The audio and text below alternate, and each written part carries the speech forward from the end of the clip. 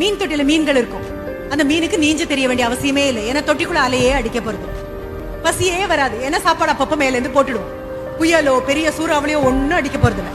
அதை விட ஒரு பெரிய மீன் அதை லபக்குன்னு முழுங்கி தின்னுமா என்ன? ஒண்ணுமே கிடையாது. அந்த பூனையோட அம்மா அந்த சின்ன மீனோட அம்மாவும் அப்பாவும் எங்க பிறந்திருப்பாங்க? தொட்டிக்குள்ள. அதனுடைய அம்மா அப்பா எங்க பிறந்திருப்பாங்க? தொட்டிக்குள்ள. தொட்டிக்குள்ளேயே இருந்து beautiful colour fish in an aquarium. பாக்குறதுக்கு ரொம்ப அழகா இருக்கும். ஆனா அதனால ஒரு பிரயோஜனமும் கிடையாது. அதே சமயம் நீ திமிங்கலமான்னு யோசிச்சு பாரு. நீ திமிங்கலம்னா நீ எங்க இருக்கணும்? மீன் தொட்டிக்குள்ள இருக்கணும்.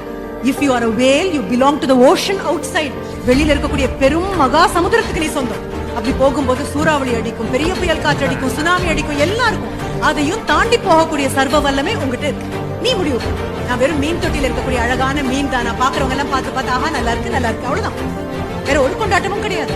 அதே சமயம் உலகத்துடைய மிகப்பெரிய ஜீவியான திமிங்கலமாக மாறும்பொழுது எல்லா பிரச்சனையும் வரும். ஆனா எதை பத்தியும் கவலை கிடையாது. எல்லாத்தையும் எதிர்கொள்ளக்கூடிய எல்லா சக்தியும் எனக்கு இருக்கு.